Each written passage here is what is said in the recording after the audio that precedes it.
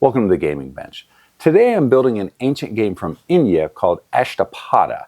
It's a simple race game, but many scholars believe it's the predecessor to modern-day chess. All right, let's get to it.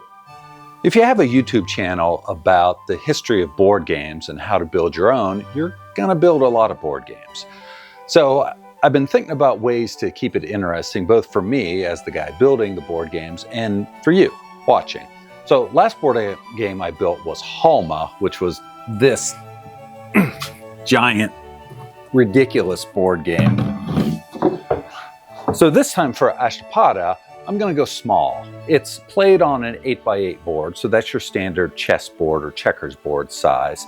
But I'm gonna try to make it even a little smaller than usual. Like most ancient games, Astapada doesn't have a defined shape for its playing pieces. Often they were played with whatever was on hand. So I bought these. These are just acorn nuts or cat nuts for bolts. I like the shape and I thought they could make interesting playing pieces. So I'm gonna make the pieces themselves about 1 inch square. So they fit pretty nicely on the spaces. I'll put a little divider between them like I did on the Halma board. And this will make an 8x8 board that's pretty compact. The spaces on an Ashtapada board are undifferentiated, meaning it's not the black and white checks that you might see on a chessboard or a checkerboard. They're all the same, except for a couple special places that have an X on them. What I'm gonna do is I'm gonna put together a bundle of wood like this, glue it all together. I'll have to make it oversized and then I can trim the square down so it's an X. Cut it down this way so it's square. That means I'm gonna be using the end grain, kind of like an end grain cutting board. This is new to me, so that's an interesting challenge. And then for the rest of the pieces, I think I'm gonna just use this southern yellow pine. I have it laying around and it has this really aggressive ring pattern on it. So I think I can take these pieces and put them together and make interesting designs with them. Something like that, maybe. We'll see what happens when we get to it. I've already cut this southern yellow pine into 1 by 1 inch sticks. So it's an 8x8 board, so I'll need 64 pieces, 12 spaces. 12 of those have the X on them, so I'll need, 54 of these? So I'm just gonna take it to the table saw and cut this into a bunch of sections. I'll cut these oversized because I'm sure I'm gonna have to run it through the planer to get it finished at the end. All right, so I have a walnut strip here that is 1 inch tall, just like the 1 inch squares that I'm gonna make. So the first thing I'm gonna do is rip this down into 1/8 inch strips using my strip rip guide that I built for Halma.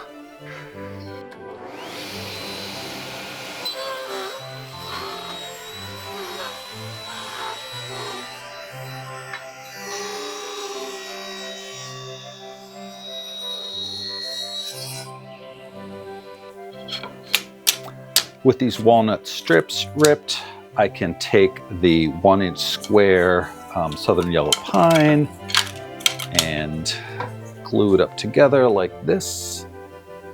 And then when I start to cut these squares off, I will have 2 sides already bordered by the walnut. I won't have to fuss with it. This is probably how I should have built the Halma set, but I didn't think about it until it was too late. Thankfully, I realized right before I was going to start gluing this stuff together that I only need to glue the walnut strip to one side of this. So it'll look like this when it's a square, which means this will go right next to it, and that will give me the borders that I want. And that would have been a big screw up. And thank goodness it was one I avoided this time.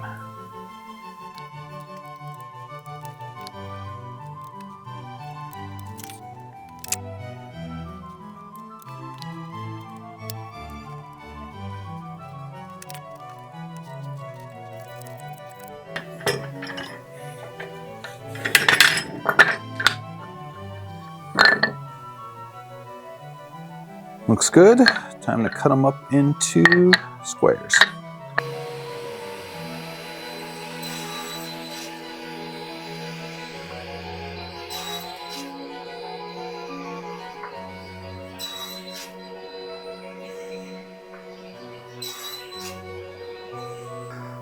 Cut out all these pieces and just laid them out to get a sense of what this will look like. The grain pattern is all over the place, and I think it looks crazy in a good way. I'll do some more fussing with this to try to figure out exactly how I want this to look. And this isn't quite right because 12 of these need to be replaced with those pieces that have the X in the middle. And for that, I think I figured it out. I've glued together an oversized block of those, experimented with cutting them on the 45 so that it ends up square. So this is next. I have a bunch of these blocks that I'm going to cut up, put some walnut between them, and then let that dry, and then cut them up into the right size.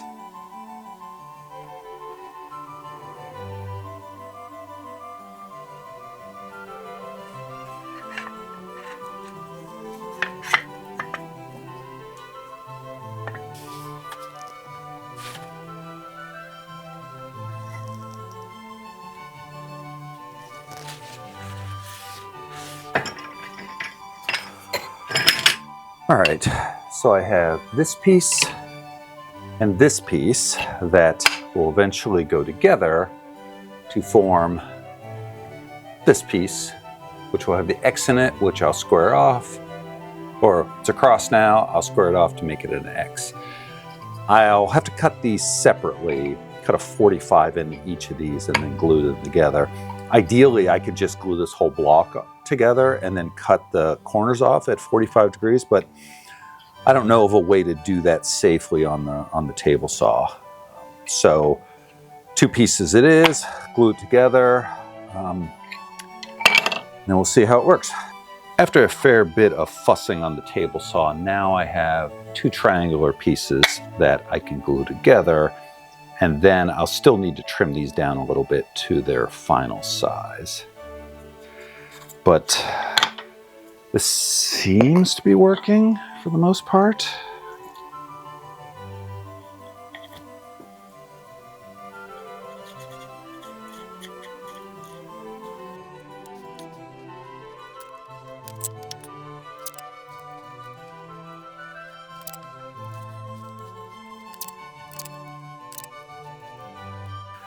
Trim this up on the table saw, and it's not perfect, but it's good enough.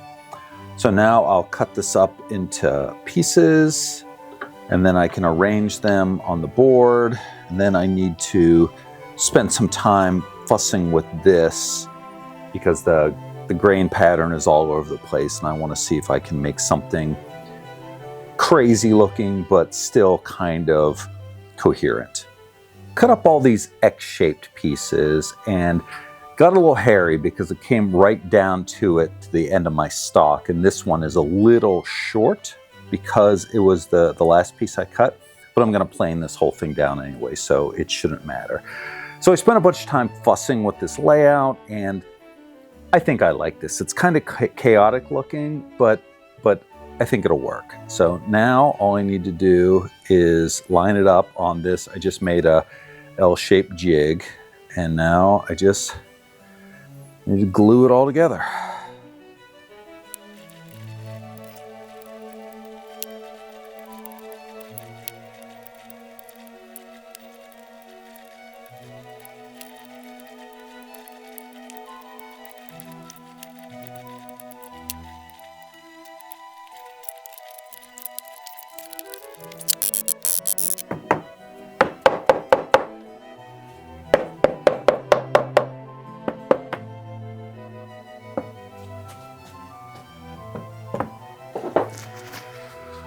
It wasn't as neat with the glue as I could have been, and I'm sure this in no way will come back to bite me in the ass.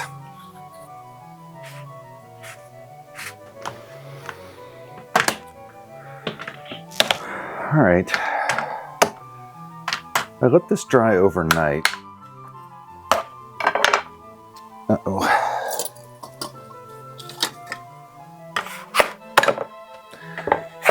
So the glue's as cured as it's gonna be.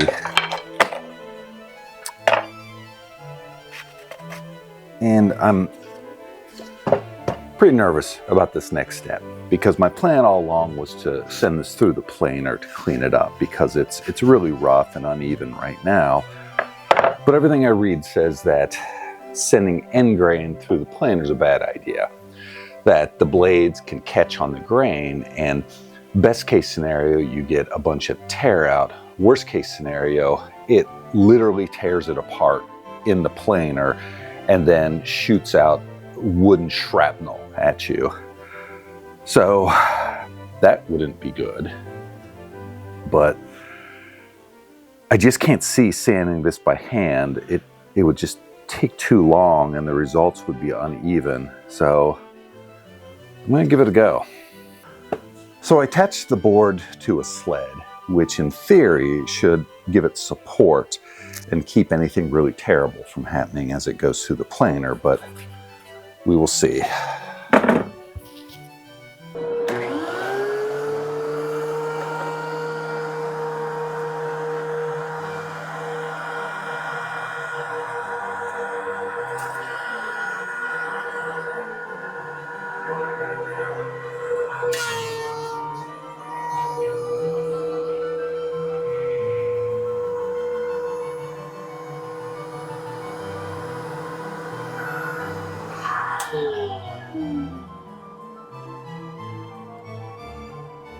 So immediately he's sheared off. Not a great sign.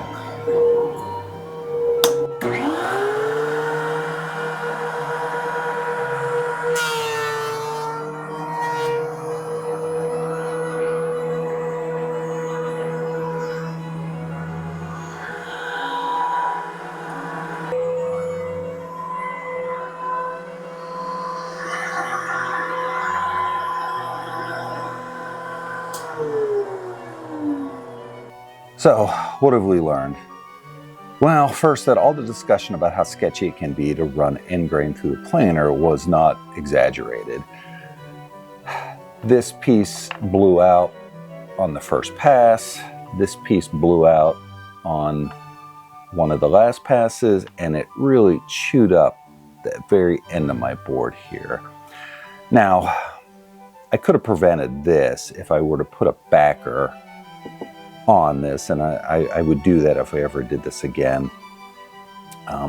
But that all said, like, it planed it down. So it's not smooth because it's end grain. I still need to do a bunch of sanding, but I think I can just trim this, and then I'll have to reattach these pieces and figure out a way not to make them look like ass.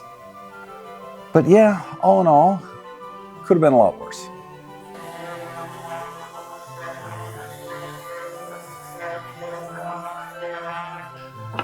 I put a thin walnut border around the outside and then sanded the whole thing up to 220. I also put a little round over on the edge.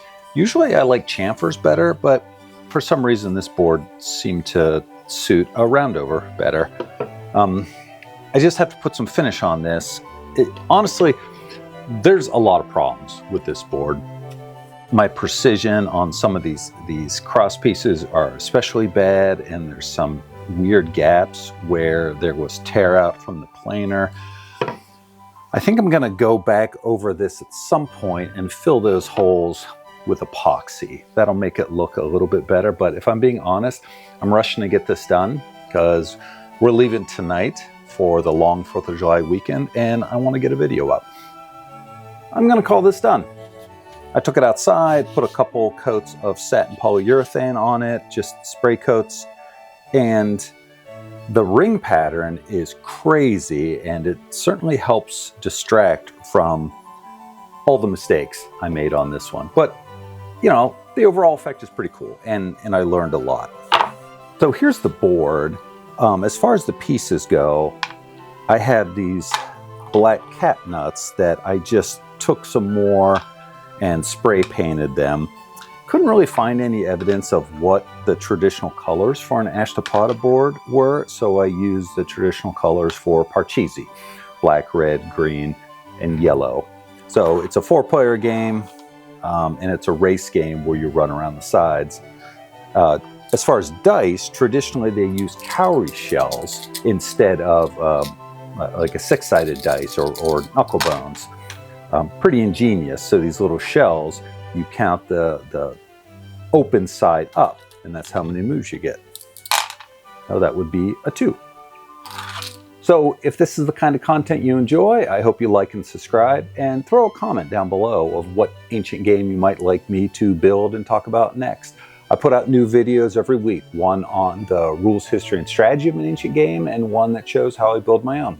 All right, thanks for watching.